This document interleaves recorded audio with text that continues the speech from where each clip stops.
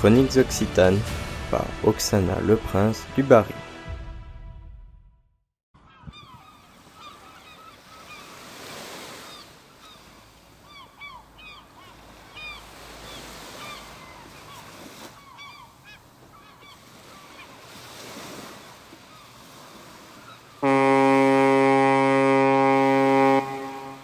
Le Titanic va partir. Il faut embarquer. Allons. Je sais que l'invitation vous tente peu, mais rassurez-vous, vous voyagerez seulement avec votre esprit. Votre corps, lui, restera bien au sec sur votre canapé ou votre siège de voiture.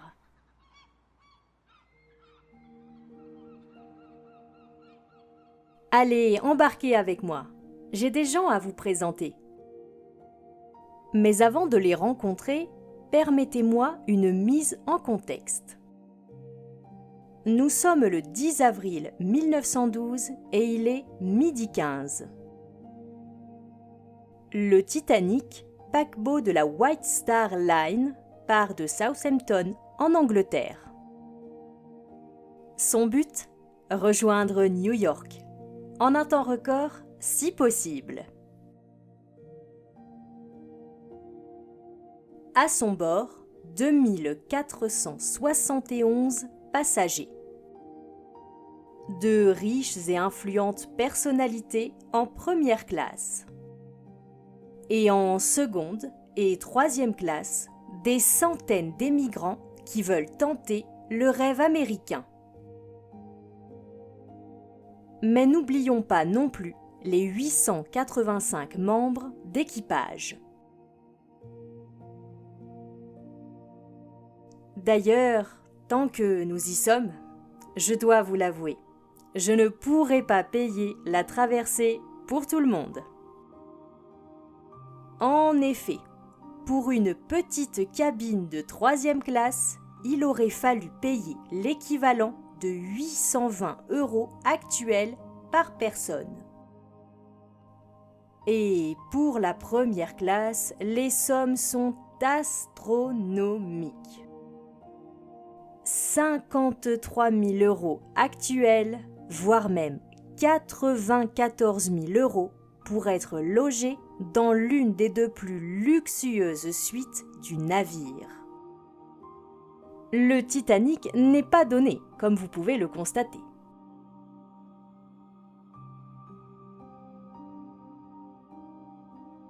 Allez, puisqu'il est midi passé, je vous propose d'aller manger au restaurant à la carte.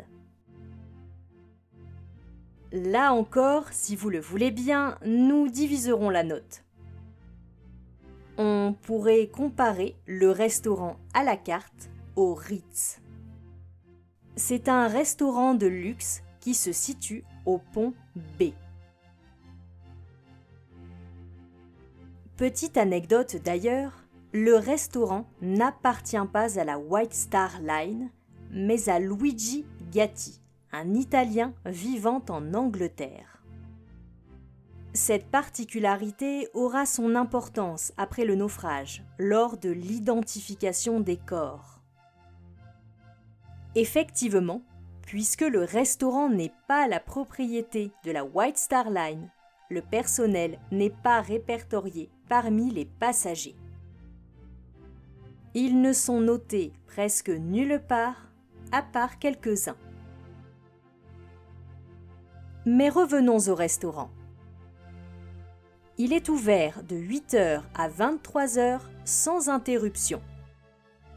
Et comme son nom l'indique, on y mange à la carte.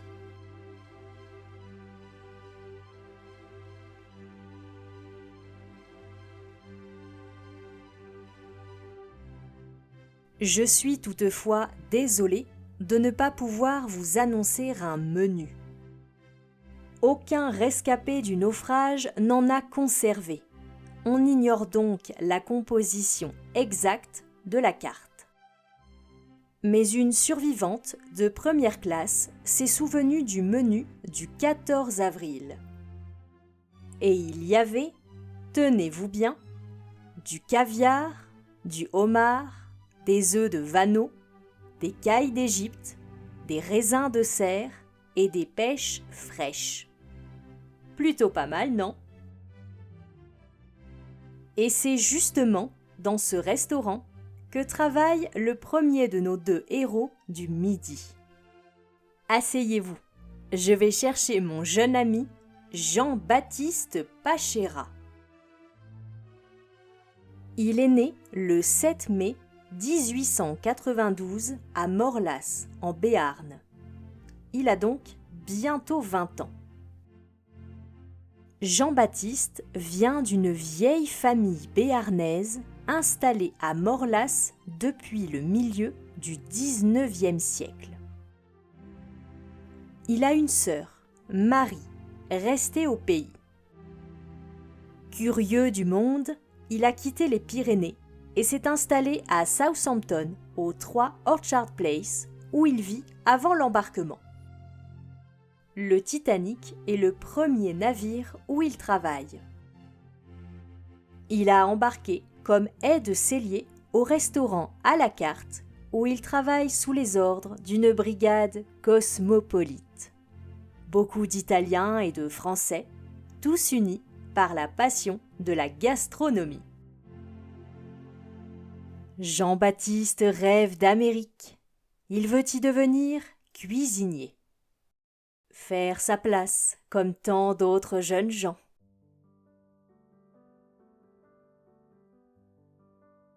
Maintenant que nous avons l'estomac plein, je vous propose une petite balade digestive sur le pont B.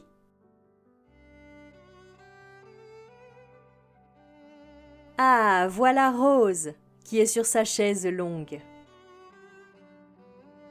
Non, pas la Rose incarnée par Kate Winslet dans le film de James Cameron.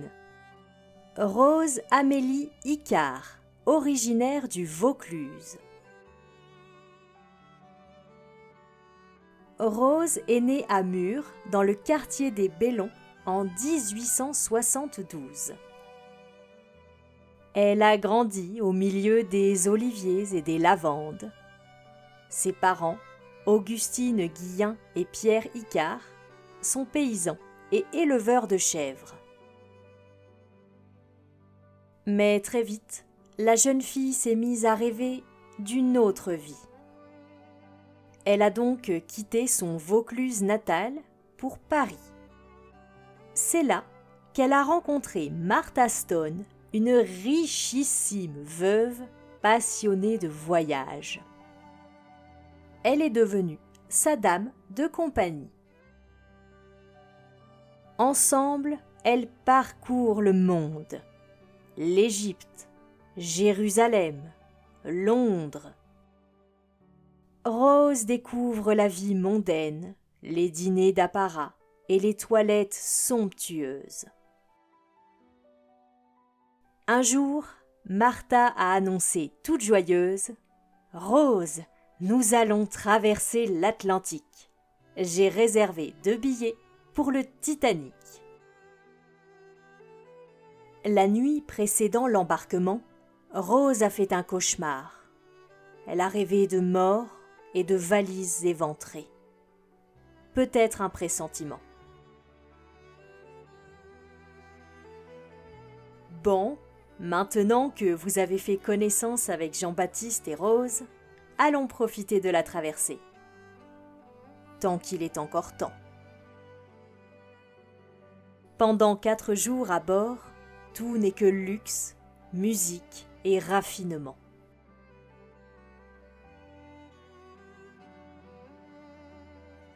Rose, éblouie, se sent pourtant étrangement inquiète. Son funeste pressentiment ne la quitte pas. Jean-Baptiste, quant à lui, travaille d'arrache-pied, rêvant de cette vie américaine qui l'attend.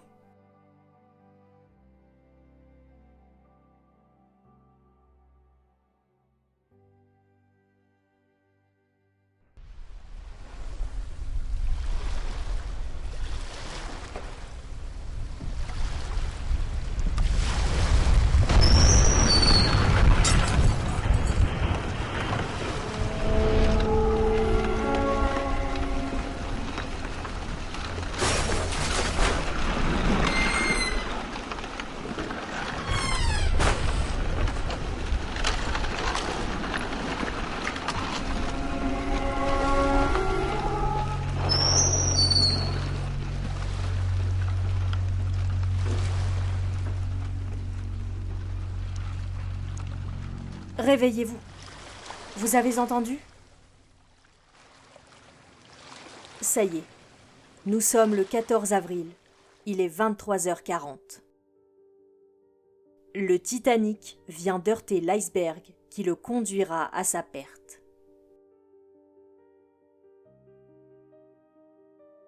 Jean-Baptiste doit être fatigué. Au restaurant ce soir-là, en l'honneur du commandant Smith, un immense dîner y était offert par les Widener, plus grosse fortune de Philadelphie. Mais je suis sûre que Jean-Baptiste a entendu le choc. Et Rose, elle s'est couchée à 23h, mais le bruit assourdissant l'a réveillée. Les membres de l'équipage rassurent les passagers qui sortent affolés de leur cabine. « Ce n'est rien. Retournez dans votre lit. » Rose leur répond. « Écoutez ce grand bruit. On dirait que l'eau s'engouffre dans le bateau. » Elle ne croit pas si bien dire. Elle retourne à sa cabine, met sa robe de chambre et sa ceinture de sauvetage et aide Madame Stone à s'habiller. Elles ressortent, sûres qu'il se passe quelque chose de grave. Rose, dame de compagnie dévouée, veut redescendre pour récupérer les bijoux de Martha Stone. Heureusement, Martha l'en empêche. Elle lui crie « Rose, que valent des fortunes en un tel moment ?»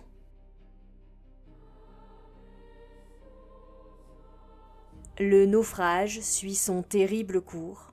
Le paquebot sombre peu à peu. Les cuisiniers du restaurant à la carte, dont Jean-Baptiste, sont sur le pont E. Mais des stewards leur interdisent l'accès au pont supérieur. « Les femmes et les enfants d'abord !» Rose et Martha embarquent sur un canot de sauvetage. Rose raconte que c'est le commandant Smith lui-même qui l'aide à monter. Un officier leur dit « Ramez fort, vous avez 25 minutes pour sauver votre vie. » Elle prend les avirons et rame de toutes ses forces, jusqu'à en avoir les mains en sang. Il faut faire vite pour ne pas se faire happer par le bateau qui sombre. À bord du Titanic, il ne reste plus grand espoir. Le paquebot s'éteint et coule définitivement.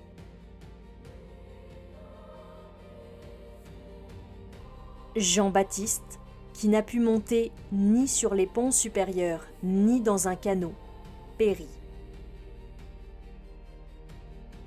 Sa sœur, Marie, apprendra le naufrage plus tard par un ami de la famille. Elle lira les détails dans le journal et ne reverra jamais Jean-Baptiste, ni même son corps, jamais retrouvé, jamais identifié.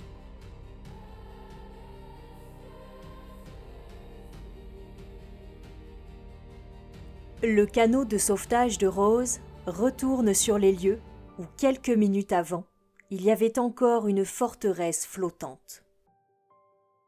Et maintenant, tout est calme. Le ciel s'éclaire, le soleil se lève.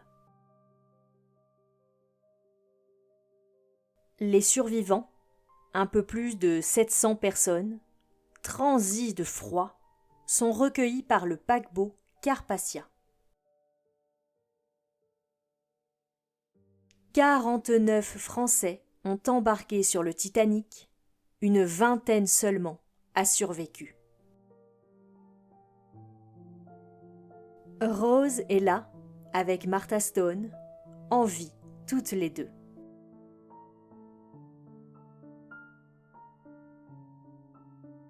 Après le naufrage, Rose vit avec Martha au Grand Hôtel Plaza de New York jusqu'à la mort en 1924 de sa patronne qui lui lègue $10 000.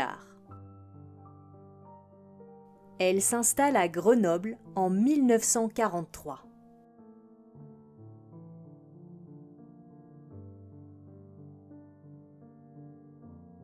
Elle a 82 ans lorsqu'elle rédige ses souvenirs pour la fille de Madame Stone. Et elle décède à 91 ans.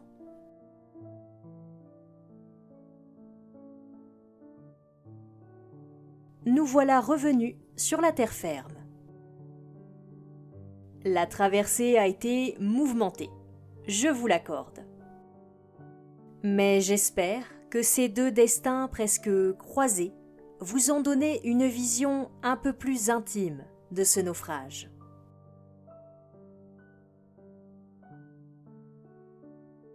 Lorsque j'ai préparé ce sujet, je dois le reconnaître, je pensais trouver davantage d'Occitans et de Provençaux à bord du Titanic. Nous sommes en droit de nous demander pourquoi il y en avait si peu. Et au-delà de ça, pourquoi seulement 49 Français ? Voici mes hypothèses qui pourraient expliquer cette faible représentation.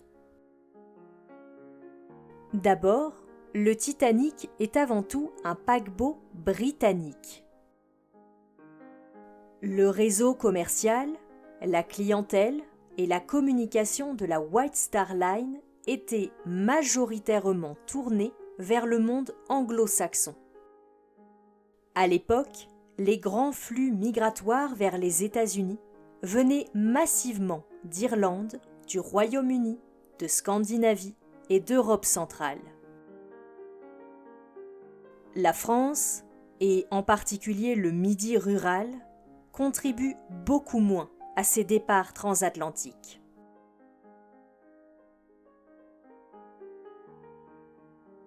Ensuite, il ne faut pas sous-estimer la question du coût et de la logistique.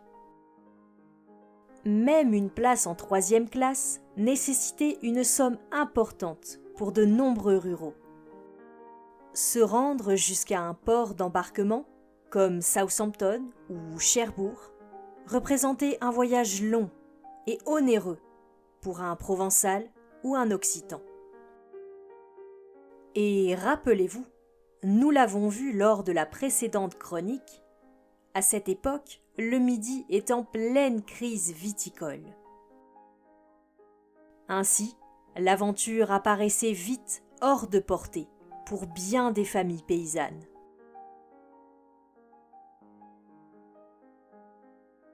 Il y a aussi, selon moi, un facteur culturel et social. Dans le Midi, beaucoup de foyers vivent d'une économie agraire, où la terre se transmet de génération en génération. Partir, vendre ou abandonner sa terre pour tenter l'Amérique n'est pas une évidence pour des populations fortement attachées à leur terroir. Le rêve américain ne les concerne que très peu et semble inaccessible. Tout cela ne sont que mes hypothèses, bien sûr, et je serai ravie de lire les vôtres. En attendant, je ne voudrais pas vous donner le mal de mer. Alors, je vous quitte ici, en espérant tout de même que vous repartirez très vite en voyage avec moi.